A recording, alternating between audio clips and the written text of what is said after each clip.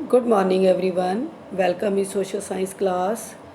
बच्चों, last lecture में हमने जो चैप्टर शुरू किया था हमने हिस्ट्री का, फ्रेंच रेवोल्यूशन, उसमें हमने जो मिडिल क्लास था उनका रोल पढ़ा था।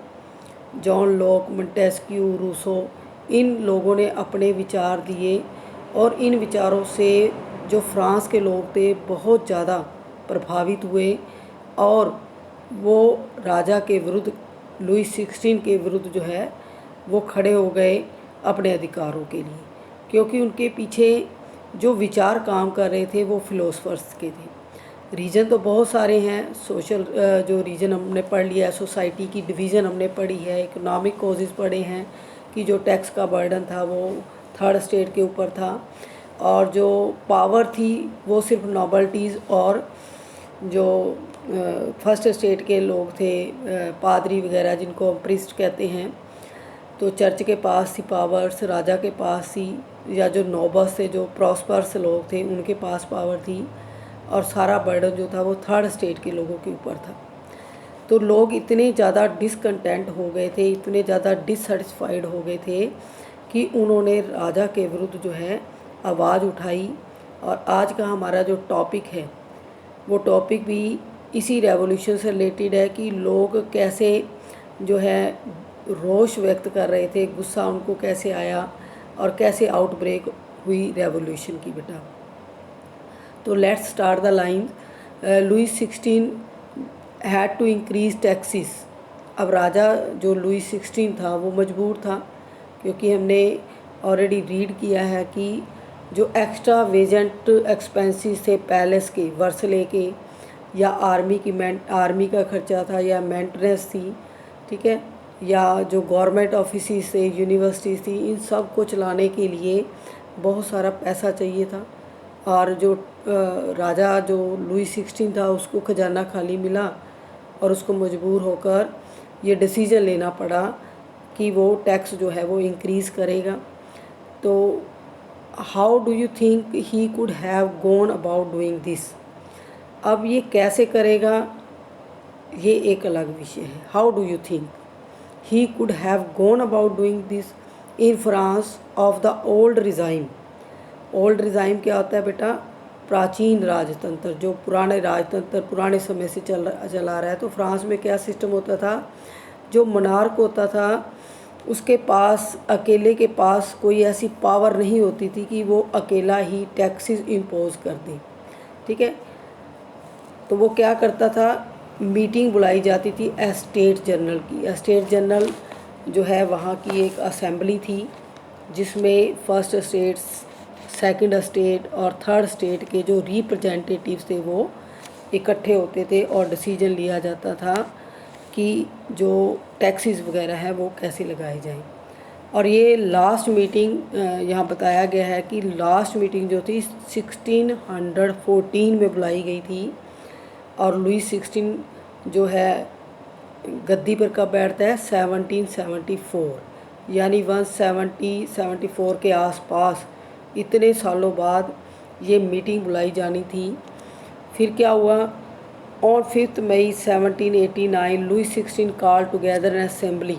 अब वो मजबूर था क्योंकि उसने अपने एक्सपेंसेस को पूरा करना था। तो लुई 16 ने 5 मई 1789 का टाइम था बेटा, तो एक मीटिंग, एक असेंबली स्टेट जनरल की एक प्रपोजल पास किया, बुलाई कि नए टैक्स जो हैं वो लगाए जाएं।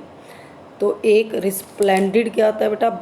आलीशान, भव्य जो मीटिंग वाला प्लेस था वो इतना सजाया गया, शानदार, उसको आलीशान दिखाया गया इम्प्रेशन डालने के लिए थर्ड स्टेट के लोगों पर। जो वर्सले के अंदर prepare to host the delegates, वहाँ पर पूरी जो मेज़बानी थी वो कौन कर रहा था? लुई 16। होस्ट कौन कर रहा था मीटिंग को? क्योंकि वो किंग था। तो उसने एक शानदार जो वर्सले का महल था उसको डेकोरेट किया और वहाँ पर जो है टैक्स लगाने के लिए उसने एक प्रपोजल पास किया कि स्टेट जनरल की मीटिंग बुलाई जाए।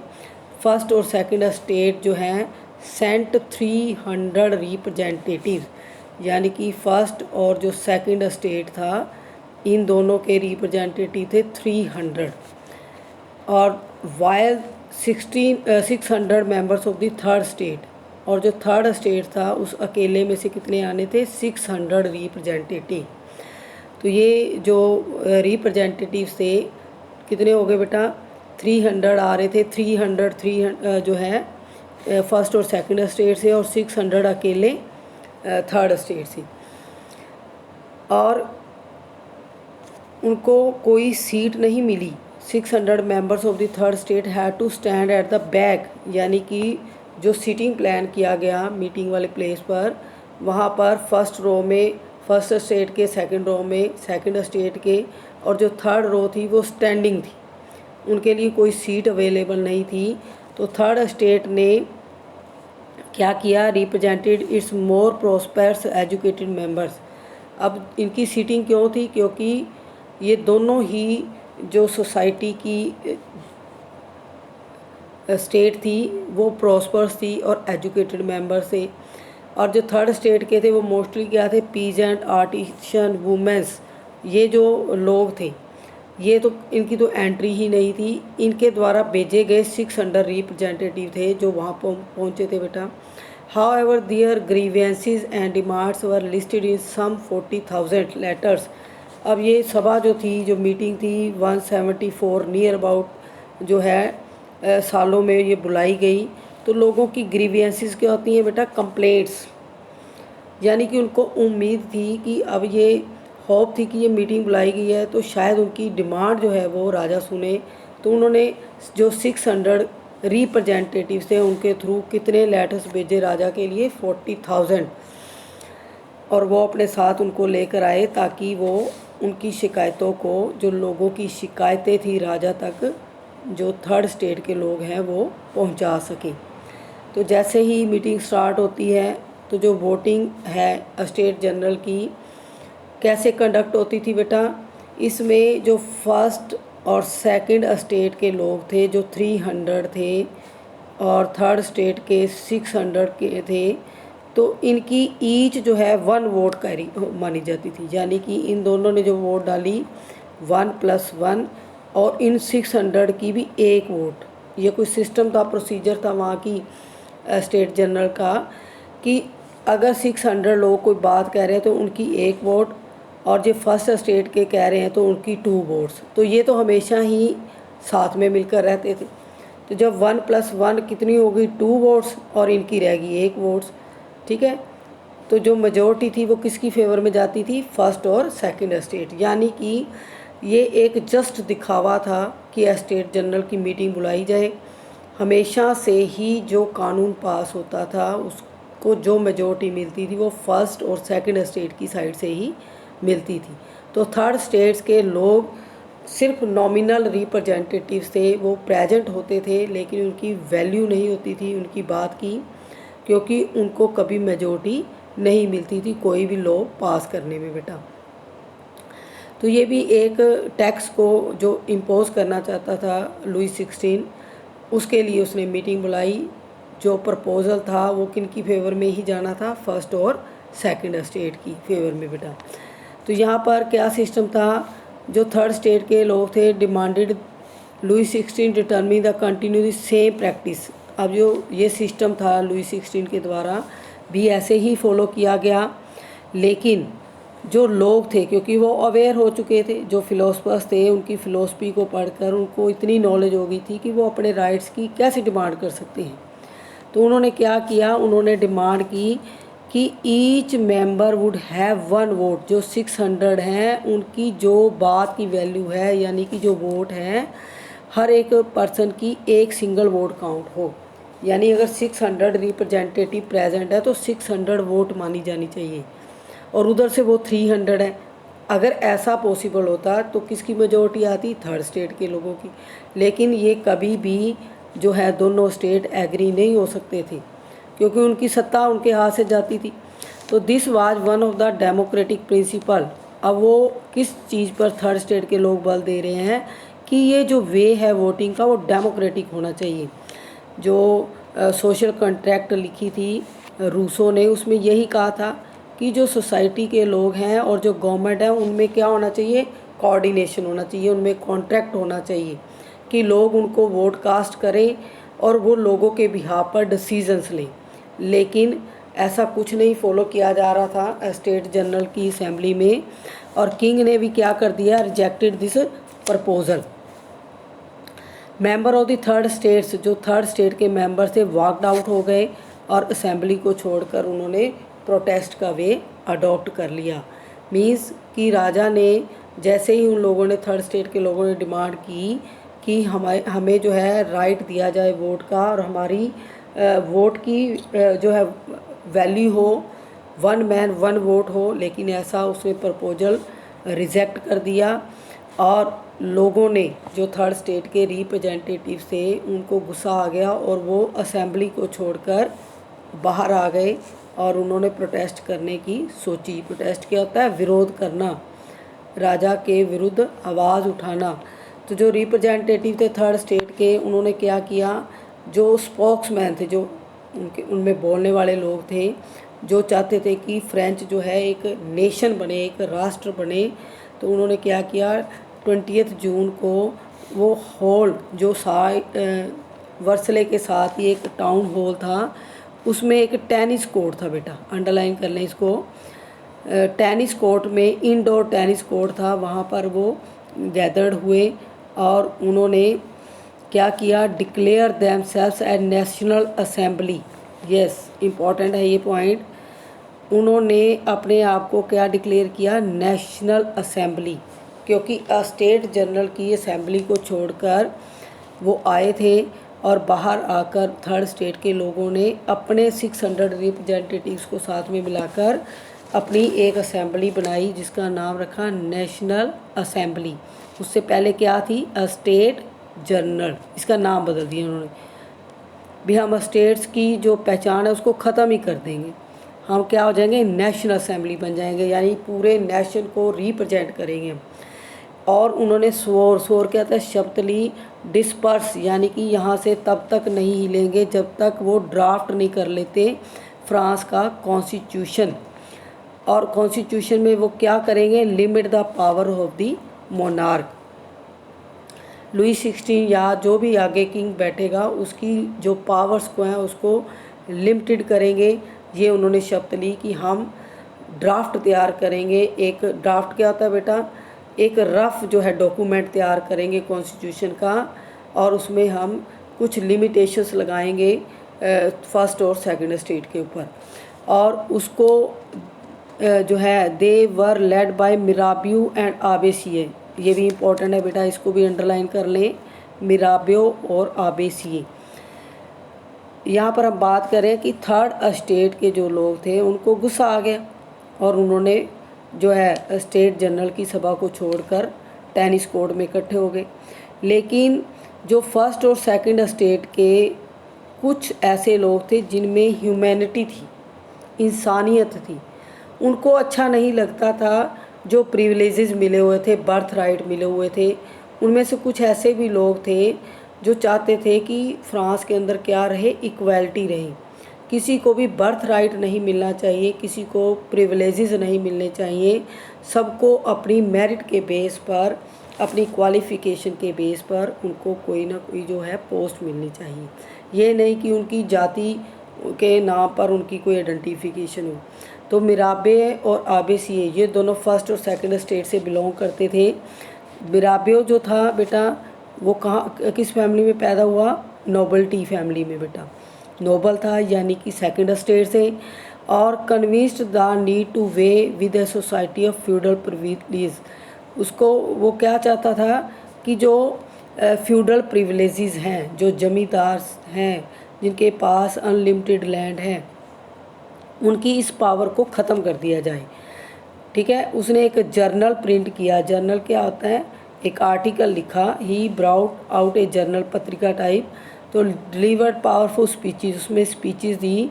और जो वर्सलेस के लोग थे उन्होंने उसकी स्पीच सुनी, क्योंकि वो किससे बिलोंग करता था, सेकंड स्टेट से। यानी कि एक रिच कैटेगरी का पर्सन किसके लिए बोल रहा है, आम लोगों के लिए, जो थर्ड स्टेट के लोग हैं। ये देखो बेटा पिक्चर में फिगर जो 5 है, इसमें टेनिस कोर्ट की ओथ है। ओथ क्या होता है बेटा, कसम। तो यहाँ पर सब लोग इकट्ठे हैं, वो गुस्सा हैं, देखो सब हाथ उठा रहे हैं, शपथें ले रहे हैं कि हम जो है राजा के विरुद्ध कॉन्स्टिट्यूशन तैयार करेंगे। नेक्स्ट है आबेसिए। मिराबियो हो गया, मिराबियो जो है सेकंड स्टेट से बिलोंग करता था, और आबेसिए क्या है, प्रीस्ट, जो फर्स्ट स्टेट से बिलोंग करता था बेटे।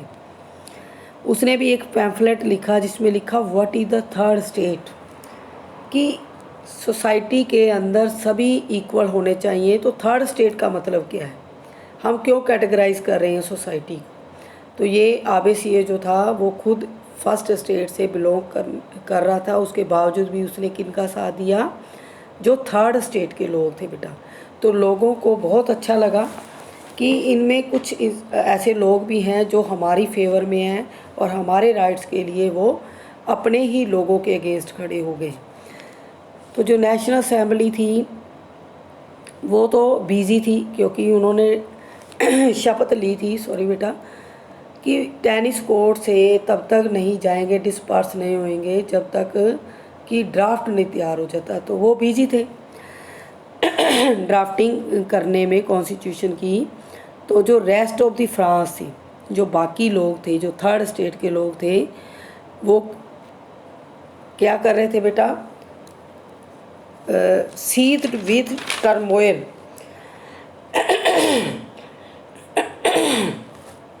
यानी कि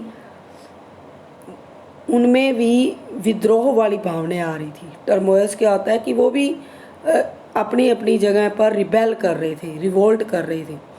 सवर विंटर क्या होता है, बहुत ज़्यादा कड़ाके की ठंड। मेंट ए बैड हार्वेस्ट, यानी कि उस वक्त जब ये काम चल रहा था, कंट्री के अंदर सिचुएशन बनी हुई थी, बहुत ज़्यादा सर्दी पड़ रही थी, और उसका मतलब था कि इस बार भी जो हार्वेस्ट है, जो फसल है, वो अच्छी नहीं मिलेगी। द प्राइस ऑफ ब्रेड क्या होगा, रोज़ हो जाएंगे, यानी कि ब्रेड की कीमत और ज़्यादा बढ़ेगी। और उस उम्मीद में जो बेकर्स थे उन्होंने क्या किया, होर्डेड सप्लाईज, यानी कि जो जमाखोरी थी उन्होंने करनी शुरू कर दी। जो भी उनके पास ग्रेन था उसको स्टॉक में कर लिया, इसी उम्मीद से कि जब डिमांड बढ़ेगी तो तब वो हाई प्राइस पर जो बेक हैं की हुई चीज़ें उनको वो सेल करेंगे।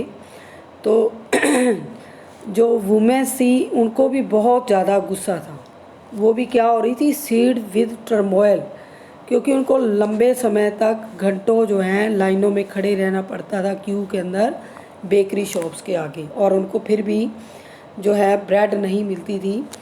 और उसी टाइम जो था किंग ने ऑर्डर कर दिया। अब वुमेन्स जो है वो एंग्री है, आम लोग जो है थर्ड स्टेट के वो भी गुस्सा हैं। तो राजा को भी इस चीज़ का जो है एहसास हो रहा था, तो उसने पहले से ही जो है एडवांस में ऑर्डर कर दिया ट्रूप्स को, मिलिट्री को, कि वो पेरिस के अंदर क्या करें बेटा, शहर के अंदर जो है पेट्रोलिंग करें। फिर क्या हुआ, 14 जुलाई को जो एजिटेटेड क्राउड थी, अब लोगों में तो ये गुस्सा था कि राजा ने उनकी कोई मांग नहीं मानी, और ऊपर से इतना जो क्रिटिकल सिचुएशन फ्रांस के अंदर बनी हुई है, और उसको कंट्रोल करने की बजाय उसने ऑर्डर कर दिया ट्रूप्स को कि वो जो है शूट कर दें लोगों को। तो लोगों के अंदर और भी ज़्यादा जो है गुस्सा आया, और उन्होंने एजिटेशन करना शुरू कर दिया और destroy the Bastille. We had already discuss on the first page, I hope you remember that, कि जो लोग थे उन्होंने डिमोलिश कर दिया था बास्टील, उनको और तो कुछ मिला नहीं, तो वेपन्स की होर्डिंग में वो कहाँ चले गए, जो ईस्ट साइड में पेरिस की एक किले नुमा जो फोर्ट्रेस जेल थी बास्टील, उसके ऊपर अटैक कर दिया और उसको क्या कर दिया, तहस नहस कर दिया। अब लोगों का गुस्सा कहीं और तो फूट नहीं सकता, उन्होंने क्या कर दिया, जो भी रास्ते में गवर्नमेंट बिल्डिंग्स आई थी उनको ही तोड़ फोड़ ना करना शुरू कर दिया। इसी तरह जो कंट्री साइड था वहाँ भी रूमर्स फैल रही थी, एक गांव से दूसरे गांव में क्या फैल रही थी कि जो मैनर्स हैं had hired band of brigades. Manners कौन से होते हैं, जो फ्यूडर्स से जागीरदार थे, गांव के अंदर लोगों को ये जो है अफवाहें फैल रही थी उनके पास जा रही थी कि जो मैनर्स थे, जो जागीरदार थे, लॉर्ड्स ऑफ मैनर्स के आते हैं, जागीरों के मालिक, उन्होंने लोगों को हायर कर लिया है। बैंड्स और ब्रिगेड्स क्या होता है, उनके हाथों में लाठियाँ हैं और वो उनको बुलाकर हमारी जो है हमारी पिटाई करेंगे। अब ये एक रूमर्स हैं, रियलिटी में हुआ या नहीं ये नहीं पता, लेकिन वो गुस्से में आकर उन्होंने क्या किया, दे डिस्ट्रॉय दी राइप क्रॉप्स, जितनी भी खड़ी फसल थी उनमें क्या कर दिया, उनको आग लगा दी। Caught in a frenzy of fear, उनके अंदर दहशत का माहौल था, डर भी था। Peasant of several district seized hoes, अब उनके अंदर जो दहशत थी, उन्होंने क्या किया, जब इंसान पजल होता है ना, भी उनको लग रहा है कि हमारे ऊपर कभी भी लाठियाँ बरस सकती हैं, तो वो भी उसी इमेजिनेशन में फाइटिंग के लिए तैयार हो जाते हैं। तो ऐसे ही जो पीजेंट्स थे, जो गांव के लोग थे, उनके पास जो भी था, जो भी हल थे, होज थे, पिच फोर्क थे, उन्होंने अटैक कर दिया चैट्यूज़ के ऊपर। चैट्यूज़ क्या आते हैं बेटे, ये कंट्री साइड में जो बड़े बड़े घर होते हैं, हाउस होते हैं या किले नुमा घर होते हैं, उनके ऊपर अटैक करने शुरू कर दिया। क्योंकि जो लॉर्ड्स थे, जो फ्यूडर्स थे, वो भी पैलेस में तो नहीं रहते थे, लेकिन उनके घर जो होते थे वो बहुत ही बड़े बड़े और ऊंची ऊंची दीवारों के अंदर होते थे बेटा। तो किले नुमा ही होते थे एक हिसाब से इनके भी घर, ताकि आम लोग उसमें एंट्री ना कर सके। अब जब चैट्यूज़ के ऊपर उन्होंने अटैक कर दिया और क्या किया, उन्होंने ग्रेन, जो स्टोर थे ग्रेन के, उनको लूट लिया, होर्डेड ग्रेन्स, क्योंकि उन्होंने ग्रेन जो है पहले स्टोर कर ली थी ना, उनको पता था कि बैड हार्वेस्ट होने वाली है, और अगर वो स्टोर कर लेंगे तो जब डिमांड बढ़ेगी तो हाई प्राइस पर उसको ग्रेन को जो है वो सोल्ड करेंगे। तो होर्डेड जो ग्रेन था उसको उन्होंने लूट लिया, और डॉक्यूमेंट्स जिनके ऊपर जो रिकॉर्ड था मैनोरियल ड्यूज़ का, यानी कि जो बड़े जागीरदार थे वो छोटे पीजेंट्स के ऊपर टैक्स लगाते थे, उनका जो रेवेन्यू का जो हिसाब किताब था वो उन डॉक्यूमेंट्स के अंदर था, और उन्होंने उन मैनोरियल ड्यूज़ को क्या कर दिया, आग लगा दी, बर्नट डाउन कर दिया। और जो नोबल्स थे, अब जब चारों तरफ से जो थर्ड स्टेट के लोग हैं गांव के अंदर अटैक कर रहे हैं, बिल्डिंग्स को तोड़ रहे हैं, घरों को तोड़ फोड़ रहे हैं, घरों के अंदर घुस रहे हैं, तो जो नोबल्स थे या फ्यूडल्स थे वो फ्लड फ्रॉम दियर होम्स, भाग गए अपने घरों को छोड़कर, ठीक है। और कुछ तो माइग्रेट ही हो गए, जो नेबरिंग कंट्री से परमानेंटली फ्रांस को छोड़कर वहाँ से दूसरी कंट्रीज़ में मूव हो गए बेटा। तो यही होता है जब ऐसी एजिटेशन होती है या कोई स्ट्राइक होती है, तब जो है लोग मूव कर जाते हैं, और उस भीड़ में, क्योंकि भीड़ का कभी चेहरा नहीं होता, तो जिसके हाथ में जो लगता है वही चलता है बेटा। Faced with power of his revolting subject, Louis XVI finally accorded recognition of the National Assembly or accepted the principle that has power। तो लुई 16 ने जब देखा कि सिचुएशन और भी ज़्यादा जो है गंभीर होती जा रही है, फ्रांस की सोसाइटी अनकंट्रोल हो रही है, तो उसको मजबूरी में रिकॉग्नाइज़ करना पड़ा नेशनल असेंबली को। यानी कि जो नेशनल असेंबली थर्ड स्टेट के लोगों ने बनाई थी, रिप्रेजेंटेटिव्स ने, उसको क्या दे दिया, उसको सर्टिफाई कर दिया, उसको परमिशन दे दी, एक्सेप्ट कर लिया। और साथ में क्या किया कि जो पावर्स हैं would now be checked by the constitution, यानी कि जो रूलिंग पावर है, जो किंग की पावर है, वो अब कॉन्स्टिट्यूशन के अंडर रहेगी, क्योंकि वो कॉन्स्टिट्यूशन ड्राफ्ट करना चाहते थे। तो उन्होंने कहा कि अगर राजा भी पावर को यूज़ करेगा, लुई 16 ने एक्सेप्ट किया इस चीज़ को कि अगर वो भी कोई पावर को यूज़ करना चाहेगा तो वो कॉन्स्टिट्यूशन से या रिप्रेजेंटेटिव से पूछ कर करेगा। तो on the night 4 August 1789 assembly ने क्या किया, pass a decree abolish the feudal system. तो जब नेशनल असेंबली को रिकॉग्निशन मिल गई तो उन्होंने सबसे पहले क्या स्टेप उठाया, फ्यूडल सिस्टम को ख़त्म कर दिया, टैक्सेस को ख़त्म कर दिया। यानी कि अब टैक्सेस अगर थर्ड स्टेट के लोग देंगे तो फर्स्ट और सेकंड स्टेट के लोग भी देंगे, और जो क्लर्जीज़ हैं वो भी अपनी गिव अप करेंगे प्रिविलेजेस को। किसी को विशेष अधिकार नहीं मिलेगा, किसी को बर्थ राइट नहीं मिलेगा, ये कॉन्स्टिट्यूशन के अंदर राइट किया गया। और जो टीथे है उसको भी अबॉलिश कर दिया।